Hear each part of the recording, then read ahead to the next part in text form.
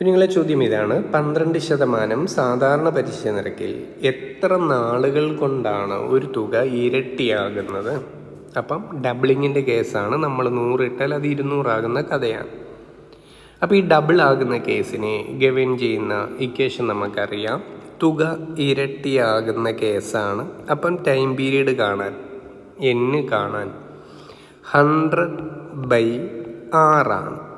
100 / പലിശ നിരക്കാണ് ഈ ഡബിളിംഗ് കേസിനെ ഗവേൺ ചെയ്യുന്ന ഇക്വേഷൻ. ഇതിലോട്ടുള്ളൊരു ഡയറക്റ്റ് സബ്സ്റ്റിറ്റ്യൂഷൻ മാത്രമല്ലേ ഉള്ളൂ. നമ്മൾ വിഷമിപ്പിക്കുന്ന വേറൊരു കാര്യങ്ങളും അവിടെ ഇല്ല. അപ്പോൾ നമുക്കൊന്ന് സബ്സ്റ്റിറ്റ്യൂട്ട് ചെയ്യാൻ. ടൈം പീരീഡാണ് കാണണ്ടേ, കാണണ്ടേ, എത്ര നാളുകളെന്ന് അറിയണ്ടേ. അപ്പം 100 / പലിശ നിരക്ക് എത്ര എന്ന് ചോദ്യം നമ്മളോട് പറയുന്നുണ്ട്. 12 പലിശ നിരക്കെന്ന് പറയുന്നുണ്ട്. വെട്ടി ചെറുതാക്കിയാലോ? എൻ്റെ കുട്ടികൾ പറ, എത്ര വെച്ച് വെട്ടാം? 4 വെച്ച് വെട്ടാം അല്ലേ? 4 വെച്ച് വെട്ടുമ്പോൾ 100നെ 4 വെച്ച് വെട്ടുമ്പോൾ 25, 12നെ 4 വെച്ച് വെട്ടുമ്പോൾ 3 ആണ്. അപ്പോൾ 25/3 എന്ന് വരും. ഇത്ര ഓക്കെ ആണോ? അപ്പോൾ 25/3 വർഷം ആണ് ആൻസർ വരുന്നത്. പക്ഷെ അതൊക്കെ ചോയ്സിൽ കാണാനുള്ള സാധ്യത കുറവാണ്. അപ്പോൾ ഈ 25/3 ആര് എന്ന് നമുക്കൊന്ന് നോക്കണം. എൻ്റെ കുട്ടികളൊന്ന് ശ്രദ്ധിച്ചേ. അതിനുവേണ്ടി 25നെ 3 കൊണ്ട് തന്നെ ഞാൻ ഹരിക്കുക. 8 × 3 24 ശിഷ്ടം 1 ആണ്. 8 × 3 24 ശിഷ്ടം 1.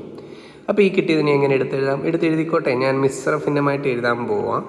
അപ്പോൾ ഞാൻ എഴുതുകയാണ്. എന്നിൻ്റെ വില ഇപ്പോൾ കിട്ടി 8 and 1/3 ഇയർ, വർഷങ്ങളെന്ന് കിട്ടി. ഇതും ചോയ്സിൽ കാണാൻ പോസിബിലിറ്റി കുറവാണ്. അപ്പോൾ ഇതിൻ്റെ മീനിങ് മനസ്സിലാക്കുക. ഇവിടെ ഒരു 8 വർഷമുണ്ട്, അതിൽ തർക്കമില്ലല്ലോ. അതിൻ്റെ കൂടെ ആരും ഉണ്ട്? ഒരു 1/3 വർഷവും ഉണ്ട്. ഈ 1/3 വർഷം ഞാൻ ചോദിക്കട്ടെ, എത്ര മാസമാണ്? 12 മാസങ്ങൾ ചേരുന്നത് ഒരു വർഷം. അപ്പോൾ ഈ 1/3 ഇയർ എത്ര മാസമെന്നറിയാൻ 12 കൊണ്ടൊന്ന് ഗുണിച്ചാൽ മതി. ഓക്കെ ആണോ എൻ്റെ കുട്ടികൾക്ക്? കാര്യം മനസ്സിലായോ?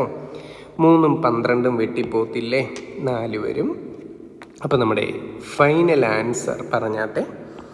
ഇവിടെ എത്ര സമയം വേണമെന്ന് ചോദിച്ചാൽ 8 വർഷവും 4 മാസവും കൊണ്ടാണ് 12% സാധാരണ പലിശ നിരക്കിൽ ഞാൻ ഇടുന്ന തുക ഇരട്ടിയാകാൻ പോകുന്നത്. ക്ലിയർ ആയോ എൻ്റെ കുട്ടികൾക്ക്? Okay, thank you.